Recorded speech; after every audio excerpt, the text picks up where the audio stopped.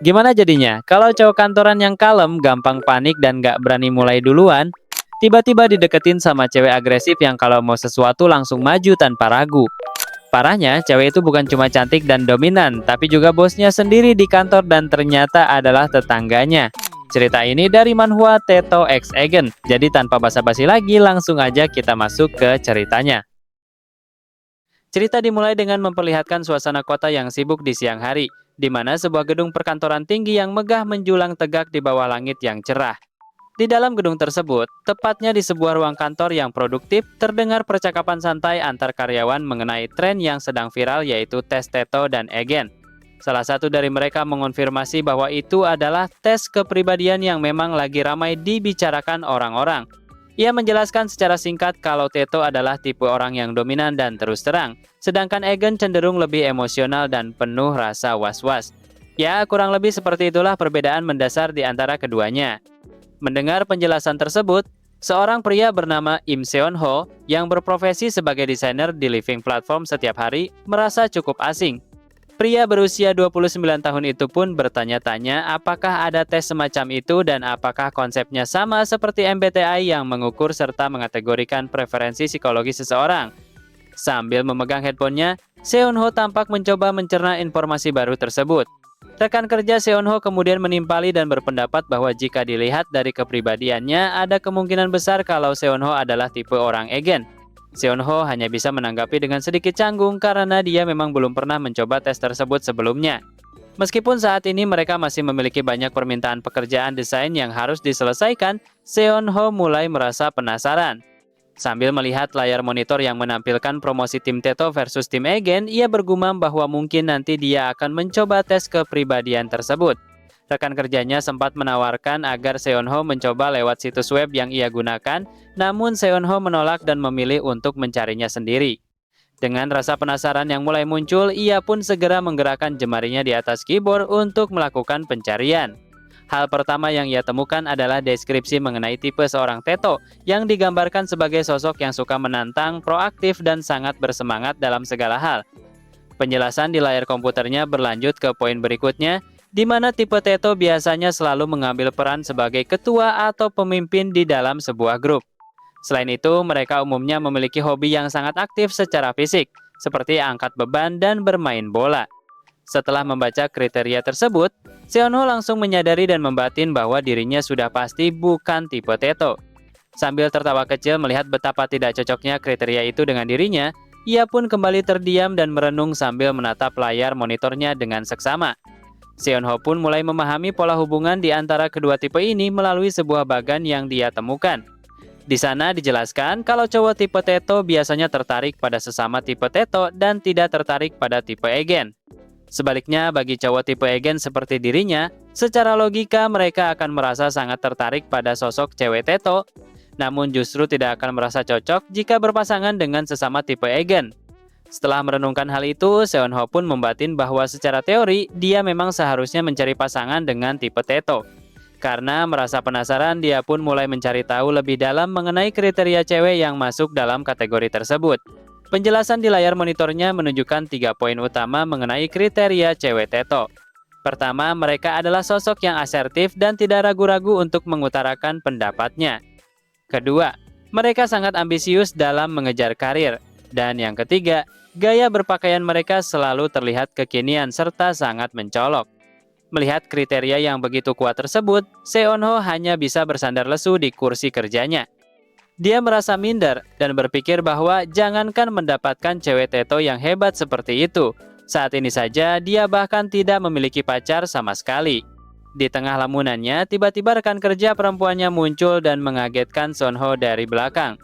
Rekannya itu langsung menebak kalau Seon-ho pasti mendapatkan hasil tipe Egen saat mencoba tes kepribadian tersebut. Seon-ho yang kaget sampai badannya terlonjak pun segera menjelaskan kalau dia sebenarnya belum mengambil tesnya sama sekali. Dia mengaku hanya sedang melihat-lihat penjelasan mengenai berbagai tipe yang ada karena merasa penasaran dengan tren yang sedang ramai dibicarakan tersebut. Rekan kerjanya malah tertawa kecil dan meledek Seon-ho karena menganggapnya terlalu teoritis, sampai-sampai harus mencari tahu dulu siapa yang cocok dengannya sebelum mencoba tesnya. Seon-ho pun langsung membela diri dan menjelaskan alasannya. Dia merasa sudah cukup paham bagaimana karakteristik cewek tipe Egen, namun dia benar-benar tidak memiliki gambaran sama sekali mengenai seperti apa sebenarnya sosok cewek tipe Teto itu jika dijumpai dalam kehidupan sehari-hari. Mendengar hal itu, rekan kerjanya langsung memberikan solusi instan dengan memberitahu bahwa sebenarnya ada contoh cewek Teto di dekat mereka. Sambil menunjuk ke arah sudut ruangan kantor, dia memberitahu Seonho untuk melihat ke arah sana. Sosok yang dimaksud adalah Haeseon, salah satu karyawan dari tim perencanaan produk yang sedang berdiri berdiskusi dengan rekan-rekan lainnya. Seonho pun mengikuti arah telunjuk temannya dengan perasaan yang campur aduk. Pandangan Seonho pun tertuju pada sosok Haeseon yang terlihat sangat anggun dan profesional dengan rambut pendek hitamnya yang rapi. Haeseon tampak mengenakan pakaian yang elegan dengan aksesoris kalung mutiara yang menambah kesan berkelas pada penampilannya. Seonho benar-benar terpaku melihat aura yang dipancarkan oleh perempuan itu. Dalam hatinya, dia merasa terkejut dan terus bertanya-tanya apakah benar perempuan sekeren Haeseon itu adalah contoh nyata dari seorang cewek tipe Teto yang baru saja dia baca kriterianya. Haeseon terlihat sangat sibuk dan profesional saat memberikan instruksi kepada anggota timnya. Dia meminta Jingyu untuk segera mengecek status penyimpanan untuk keperluan promo spesial minggu depan. Tidak berhenti di situ, Haeseon juga memerintahkan Gyeongsu untuk pergi ke tim pemasaran dan menginstruksikan mereka agar menggunakan halaman yang telah timnya berikan. Mendengar perintah tersebut, Gyeongsu pun langsung mengiyakan dengan sigap. Perempuan ini adalah Choi Haeseon, sang ketua tim perencanaan produk. Seonho yang terus memperhatikan dari kejauhan merasa sangat kagum. Dalam benaknya, Seonho menyadari bahwa meskipun perbedaan usia mereka hanya sekitar 1 atau 2 tahun saja, Haeseon sudah berhasil menduduki posisi sebagai ketua tim paling muda di seluruh perusahaan. Namun, saat Seonho sedang asik memperhatikan dan melamun, Haeseon tiba-tiba menyadari keberadaannya. Haeseon menoleh ke arah Seonho dengan tatapan sedikit bingung sebelum akhirnya menyapa dan memanggil nama Seonho untuk memastikan kehadirannya di sana. Seonho yang tertangkap basah sedang memperhatikan pun langsung merespons dengan gugup. Haeseon kemudian menanyakan apakah Seonho sudah mendapatkan permintaan desain yang dikirimkan kepadanya atau belum. Sambil memberikan kedipan mata yang ramah dan gestur tangan yang santai, Haeseon mengatakan bahwa dia ingin pekerjaan desain tersebut segera diselesaikan dengan cepat. Seonho pun hanya bisa menjawab oke sambil terpaku melihat tingkah atasannya itu. Bagi Seonho, Haeseon adalah sosok yang sangat asertif namun tetap fleksibel dan tidak kaku dalam berkomunikasi. Hal itulah yang membuat Seonho sering berpikir bahwa sosok Haeseon benar-benar sangat keren. Tak lama kemudian, saat Seonho sedang berada di area dispenser untuk mengambil minum, tiba-tiba ada seseorang yang mengagetkannya. Orang tersebut bertanya dengan nada tinggi mengapa Seonho sampai sekarang belum mendengar kabar terbaru, yang seketika membuat Seonho tersentak kaget sampai hampir menumpahkan minumannya. Ternyata suara itu berasal dari rekan kerja pria yang sedang berdiskusi dengan Haeseon. Si rekan kerja ini tampak bingung dan bertanya apa sebenarnya yang sedang dibicarakan oleh Haeseon. Dengan penuh semangat, Haeseon menjelaskan tentang testosteron atau hormon cowok, karena menurutnya hal itu sedang menjadi tren di kalangan demografi usia 20-30 yang merupakan target utama mereka untuk pameran mendatang.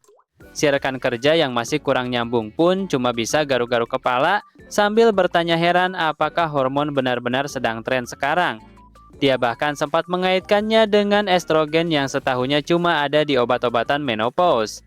Mendengar respons yang sangat tidak nyambung itu, Haeseon langsung menunjukkan ekspresi wajah datar yang terlihat sangat kesal.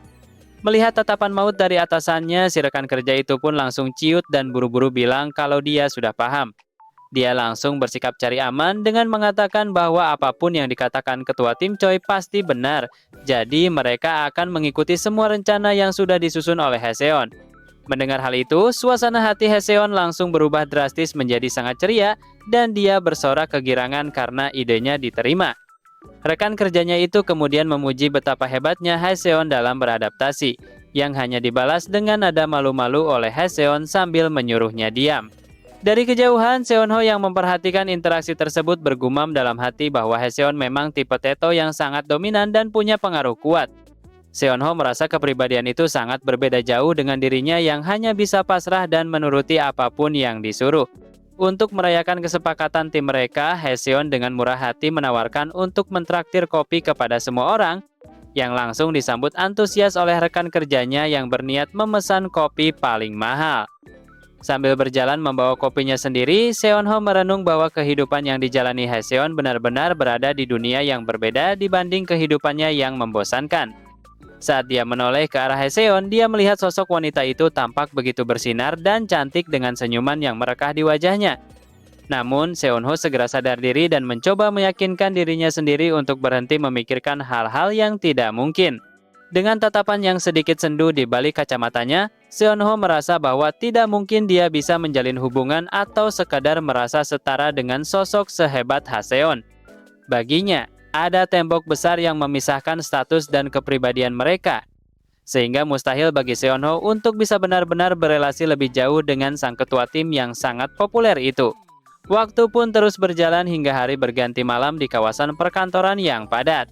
Pemandangan gedung-gedung pencakar langit mulai dihiasi oleh lampu-lampu ruangan yang masih menyala, menunjukkan kesibukan yang belum usai. Di jalanan bawah, lampu lalu lintas pun berubah warna menjadi merah, mengiringi suasana malam kota yang dingin namun tetap terasa hidup dengan hiruk-pikuk aktivitas orang-orang di dalamnya. Suasana beralih ke sebuah gedung apartemen di tengah malam yang sunyi. Terdengar suara bunyi tombol kunci digital yang ditekan berulang kali dari arah pintu salah satu unit. Tak lama kemudian, gagang pintu pun diputar dan kunci terbuka dengan bunyi klik yang jelas.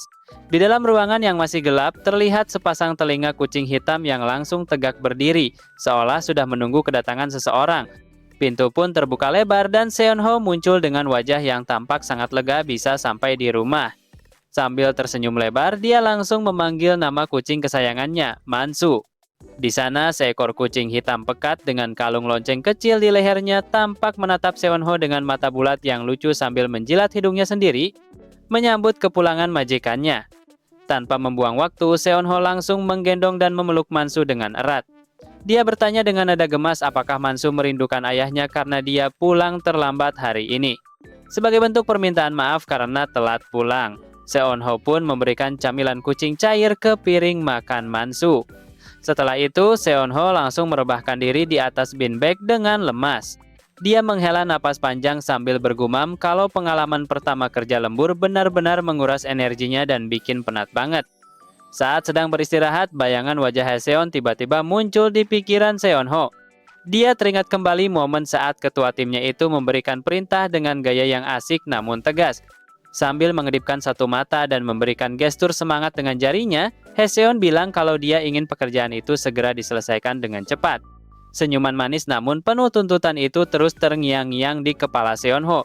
Seonho pun hanya bisa menatap langit-langit kamarnya dengan tatapan kosong. Dia merasa gara-gara Haeseon, rutinitas pulangnya jadi berantakan dan dia tidak bisa pulang seperti biasanya. Padahal, dia masih punya tumpukan game yang belum selesai dia mainkan kemarin. Di sudut kamarnya terlihat konsol PS5 dan berbagai koleksi figur anime kesayangannya. Seonho sebenarnya sangat ingin grinding di season terbaru game Ghost Sword, tapi saking capeknya gara-gara lembur, dia malah jadi merasa malas untuk melakukan hobi favoritnya itu. Tiba-tiba, Seonho mendengar suara garukan dari arah pojok ruangan. Dia pun menoleh dan melihat Mansu yang sedang nangkring di atas cat tower miliknya yang cukup tinggi. Menyadari sesuatu, Seonho langsung bangkit dari rebahannya dan menghampiri jendela. Sambil membuka tirai agar pemandangan luar terlihat, dia meminta maaf kepada Mansu karena gara-gara kesibukannya, kucingnya itu jadi tidak bisa melihat keluar jendela seharian ini. Seonho mulai membuka gorden kamarnya lebar-lebar supaya Mansu bisa melihat pemandangan luar. Namun di dalam benaknya, Seonho merasa agak sedikit risih. Dia berpikir kalau gorden itu terus dibiarkan terbuka saat dia sedang beraktivitas atau bekerja, jarak antar bangunan di apartemen ini terasa jadi terlalu dekat. Seolah-olah tidak ada privasi sama sekali. Saat pandangannya terlempar ke arah luar, tiba-tiba saja Seonho menyadari sesuatu yang janggal. Dia merasa heran kenapa harus ada pemandangan yang aneh tepat di saat dia baru saja membuka gordennya. Mata Seonho seketika terbelalak lebar, dan dia benar-benar tertegun tidak percaya dengan apa yang baru saja tertangkap oleh penglihatannya. Di balik jendela gedung yang berada tepat di seberangnya, terlihat sosok seorang wanita yang tampak sedang bersantai setelah melakukan aktivitas fisik. Wanita berambut pendek itu terlihat sedikit berkeringat dengan mengenakan tank top yang cukup ketat, memperlihatkan lekuk tubuhnya yang atletis namun tetap menawan di bawah pencahayaan lampu kamar yang hangat. Wanita itu pun menyadari keberadaan Seonho di seberang sana, tapi perhatiannya langsung teralihkan sepenuhnya kepada Mansu. Dengan ekspresi yang berubah drastis menjadi sangat ceria dan mata yang berbinar-binar, dia merasa sangat gemas melihat kucing hitam milik Seonho. Sambil menempelkan tangannya ke kaca, dia berseru kalau kucing itu benar-benar lucu banget. Seonho yang menyadari siapa sosok wanita itu langsung syok berat sampai terjatuh ke lantai kamarnya. Dia menutup mulutnya dengan tangan sambil mengatur napasnya yang tersengal-sengal karena merasa sangat terkejut. Di dalam pikirannya, Seonho merasa hal ini benar-benar tidak masuk akal. Dia masih berusaha mencerna kenyataan bahwa wanita yang baru saja dia lihat adalah Haeseon. Ternyata benar, sosok yang sedang melambaikan tangan dengan senyum manis dari balik jendela seberang itu memang Haeseon, ketua timnya di kantor yang tadi sempat menghantui pikirannya.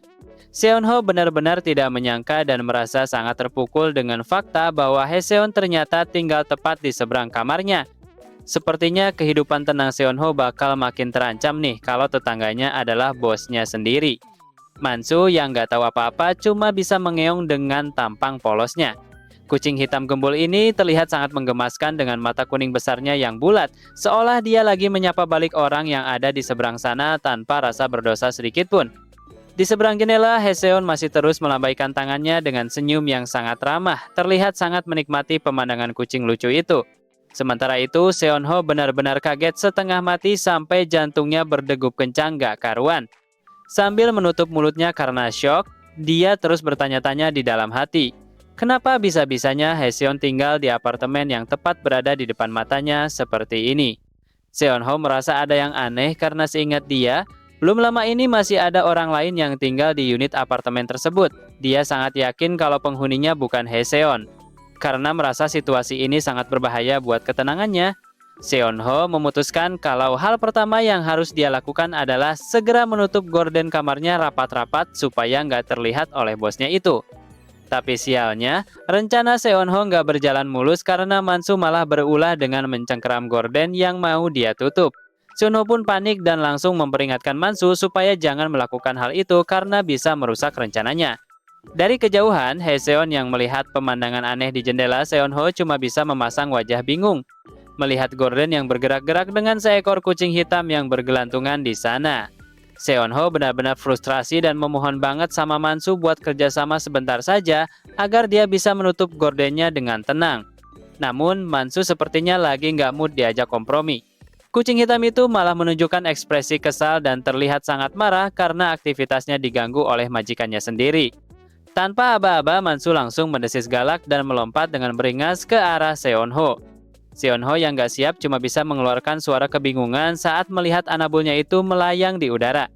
Alhasil, Mansu langsung mendarat tepat di wajah Seonho dan membuat suasana di kamar itu makin kacau balau. Padahal, Seonho cuma mau sembunyi dari pandangan Haeseon. Haeseon yang melihat kejadian aneh dari balkon seberang cuma bisa melongo kebingungan dan mengeluarkan suara keheranan karena nggak paham dengan apa yang baru saja dia saksikan. Sementara itu, kondisi Seonho makin berantakan karena wajahnya tertutup rapat oleh bulu hitam Mansu yang beringas. Sambil gemetaran dan berusaha menggapai jendela, Seonho cuma bisa bergumam terbata-bata berusaha menjelaskan kalau apa yang dilihat Haeseon itu bukan seperti yang dipikirkan. Dengan gerakan cepat dan penuh kepanikan, Seonho akhirnya berhasil menarik gorden kamarnya sampai tertutup rapat. Dia merasa sangat lega karena setidaknya sekarang dia sudah tersembunyi dari pandangan bosnya itu. Di sisi lain, Haeseon yang masih berdiri di balkonnya tampak sangat terkejut dan mematung melihat gorden itu ditutup secara tiba-tiba, meninggalkan dia dalam rasa penasaran yang besar tentang siapa sebenarnya penghuni unit tersebut. Setelah drama gorden selesai, Seonho langsung ambruk dan terkapar lemas di atas karpet kamarnya. Napasnya terengah-engah karena capek habis bergelut dengan kucingnya sendiri. Bukannya merasa bersalah, Mansu malah dengan santainya duduk di atas punggung Seonho yang lagi tepar. Dalam kondisi lemas itu, Seonho mulai merasa was-was dan berpikir jangan-jangan ada hal buruk yang bakal terjadi setelah ini. Seonho langsung berkeringat dingin dan menelan ludah karena rasa cemas yang mulai menghantuinya. Dia benar-benar panik dan bertanya-tanya dalam hati apakah Haeseon sempat mengenali wajahnya atau tidak. Pikirannya makin kacau karena dia takut kalau Haeseon bakal salah paham dan mengira kalau Seonho adalah cowok mesum yang sengaja mengintipnya dari balik jendela. Bayangan wajah Haeseon yang tampak cantik dan segar terus terngiang-ngiang di kepala Seonho. Dia mengakui kalau dia memang sempat melihat penampilan Haeseon yang sedang memakai baju olahraga ketat itu, tapi dia terus meyakinkan dirinya sendiri kalau semua itu murni ketidaksengajaan dan bukan karena dia ingin mengintip. Sambil memegang kepalanya yang mulai pusing karena stres, Seonho merasa kalau wajar saja jika Haeseon bakal marah besar kalau sampai terjadi salah paham. Tapi yang jauh lebih menakutkan bagi Seonho adalah jika masalah ini sampai bocor ke kantor dan muncul rumor buruk tentang dirinya. Dia sudah membayangkan skenario terburuk di mana Haeseon bakal menatapnya dengan dingin sambil bilang kalau dia sangat kecewa dan tidak menyangka kalau Seonho adalah orang yang punya kelakuan menyimpang seperti itu. Seonho mulai membayangkan skenario terburuk di mana Haeseon menatapnya dengan tatapan jijik dan menganggapnya sebagai cowok yang sangat menyeramkan sekaligus najis. Bahkan dalam imajinasinya, rekan kerja yang lain pun ikut menghakiminya dan bilang kalau perbuatan Seonho sudah sangat keterlaluan. Sambil memegang kepalanya yang pusing karena stres, Seonho terus bergumam kalau hal buruk seperti itu tidak mungkin benar-benar terjadi padanya. Namun di tengah rasa cemasnya, Seonho mulai merasa heran dan bertanya-tanya dalam hati. Dia merasa bingung kenapa Haeseon yang merupakan atasan dengan posisi bagus mau tinggal di lingkungan apartemen lama seperti tempat tinggalnya sekarang. Seonho merasa kalau selain lokasinya yang dekat dengan kantor, sebenarnya nggak ada keuntungan lain tinggal di kawasan tersebut. Dia tidak habis pikir kenapa orang dengan gaji setinggi Haeseon mau menetap di sana. Padahal biasanya orang yang punya banyak uang lebih memilih tinggal di kawasan kota baru yang jaraknya cuma sekitar 20 menit. Dari situ agar mendapatkan fasilitas yang lebih mewah. Selain itu, Seonho berpikir kalau orang-orang seusianya biasanya lebih memilih tinggal jauh bersama orang tua. Dia teringat ucapan temannya yang merasa iri karena Seonho bisa tinggal dekat kantor dan menganggap hidup sendirian itu pasti sangat enak. Padahal bagi Seonho, alasan utama dia suka tinggal di sini adalah karena bisa menghemat waktu perjalanan dan yang paling penting dia tidak perlu bertemu rekan kerja di luar jam kantor. Sayangnya, ketenangan itu sekarang terusik karena bahkan di akhir pekan pun Seonho harus ekstra hati-hati kalau mau keluar rumah supaya nggak papasan sama Haeseon. Sambil melihat Mansu yang sedang asyik tidur, Seonho tiba-tiba memeluk kucingnya itu dengan erat dan mengajak Mansu untuk pindah rumah saja. Yang langsung dibalas dengan suara ngiongan protes dari si kucing. Gara-gara kepikiran terus soal kejadian kemarin, Seonho jadi nggak bisa tidur semalaman. Dia pun terpaksa berangkat kerja jam 6 pagi buta demi menghindari kemungkinan bertemu Haeseon di jalan. Dan rutinitas baru ini benar-benar menguras energinya sampai dia merasa sangat kelelahan saat sudah sampai di kantor. Seonho benar-benar terlihat berantakan dengan muka pucat dan kantung mata yang menghitam karena kurang tidur. Dia mulai merenung dan bertanya-tanya pada diri sendiri apakah dia harus terus menjalani hidup yang melelahkan seperti ini mulai sekarang hanya demi menghindari Haeseon. Saat sedang melamun di meja kerjanya, tiba-tiba seorang rekan kerja perempuannya datang menghampiri dan kaget melihat Seonho sudah berada di kantor sepagi itu. Sambil menyapa balik dengan lemas, Seonho langsung mendapat teguran karena kondisi wajahnya yang terlihat sangat kuyu. Rekan kerjanya itu mengira Seonho begadang semalaman karena asik bermain game lagi. Namun Seonho hanya menjawabnya dengan singkat kalau itu tidak sepenuhnya benar. Rekan kerjanya kemudian memberitahu bahwa platform kantor mereka akan mengadakan promo Cat Tower minggu depan dan menyarankan Seonho untuk membelinya menggunakan diskon karyawan. Bukannya tertarik dengan perlengkapan kucing, Seonho malah bertanya dengan polosnya apakah ada promo untuk Gordon juga atau tidak. Pertanyaan aneh itu tentu saja membuat temannya bingung. Kenapa tiba-tiba sekali Seonho menanyakan soal Gordon? Malas menjelaskan lebih lanjut, Seonho pun berpamitan untuk pergi ke ruangan fotokopi dulu. Namun langkahnya terhenti saat mendengar suara rekan kerja lain yang menyapa Haeseon yang baru saja tiba. Mendengar nama itu disebut, Seonho langsung tegang dan berkeringat dingin. Apalagi saat mendengar Haeseon membalas sapaan Ana dengan nada yang sangat ceria. Haeseon melangkah masuk ke ruangan dengan penampilan yang sangat modis dan segar, sangat kontras dengan kondisi Seonho saat ini. Begitu menyadari keberadaan Haeseon, Seonho refleks bersembunyi di balik monitor komputernya agar tidak terlihat. Di sisi lain, Haeseon mulai asyik mengobrol dengan rekan kerja pria bernama Gyeongsu mengenai hasil pertandingan bisbol kemarin yang berakhir dengan skor telak 5-0. Gyeongsu yang tampak lesu mengaku kalau dia berniat berhenti menonton bisbol karena tim dukungannya kalah terus. Haseon pun menggoda Gyeongsu dengan menyarankan agar dia pindah haluan mendukung tim Dragon saja daripada harus merasa kecewa terus-menerus, yang hanya bisa dibalas Gyeongsu dengan keluhan karena merasa kena sindir lagi. Melihat Haseon yang tertawa lepas dan tampak memiliki suasana hati yang sangat bagus pagi itu, Seonho mulai merasa tenang. Dia berasumsi bahwa Haseon sepertinya memang benar-benar tidak mengenali dirinya saat mereka berpapasan kemarin. Seonho merasa kalau semua kekhawatiran yang membuatnya tidak bisa tidur semalaman ternyata sia-sia belaka karena situasinya tampak aman-aman saja. Dia pun mulai bisa sedikit tersenyum lega sambil memperhatikan interaksi Haseon dari kejauhan. Namun, saat Haseon sedikit memalingkan wajahnya ke arah samping, Seonho menyadari sesuatu yang aneh. Dia pun terdiam dan merasa ada hal yang mengganjal di pikirannya saat melihat profil wajah Haseon lebih dekat. Suasana yang tadinya tenang mendadak berubah jadi tegang banget pas Haseon tiba-tiba ngasih tatapan yang tajam dan intens ke arah Seonho. Seonho yang ngerasain tatapan itu langsung ngebatin dengan penuh rasa heran. Dia bingung kenapa sih Haseon ngelihatin dia dengan tatapan yang kayak gitu banget. Seolah-olah ada sesuatu yang lagi diincar. Seonho makin panik dan keringet dingin di depan komputernya. Di dalam kepalanya udah berkecamuk pikiran kalau Haseon sebenarnya ngenalin dia dan tahu kejadian yang sebenarnya. Dia benar-benar bingung gimana cara ngejelasin semuanya kalau sampai Haseon udah terlanjur salah paham sama dia. Sementara itu, Haseon malah terlihat tenang sambil mulai ngikat rambutnya. Kayak lagi siap-siap mau ngelakuin sesuatu yang serius. Terdengar suara langkah kaki yang makin dekat. Dan bener aja, Haseon berjalan mantap nyamperin meja kerja Seonho. Seonho cuma bisa duduk kaku sambil nunggu apa yang bakal terjadi selanjutnya. Tanpa babi bu, Haseon tiba-tiba ngegebrak meja kerja Seonho dengan keras banget sampai bikin Seonho kaget bukan main dan refleks nahan napas. Dengan tatapan yang masih tajam, Haseon langsung manggil nama Seonho dengan nada yang tegas. Seonho yang udah gemeteran cuma bisa nyaut dengan gugup sambil mandang wajah Haseon yang ada tepat di depannya. Ekspresi Haseon saat itu benar-benar kelihatan serius dan gak main-main, bikin nyali Seonho makin ciut. Tanpa basa-basi lagi, Haseon langsung nanya apa Seonho punya waktu sebentar buat diajak ngobrol. Seonho yang masih syok cuma bisa nanya balik dengan bingung. Dia penasaran sebenarnya buat apa Haseon ngajak dia ngobrol secara mendadak kayak gini. Haseon pun ngejelasin kalau emang ada hal yang sangat penting yang pengen dia bicarain secara pribadi sama Seonho.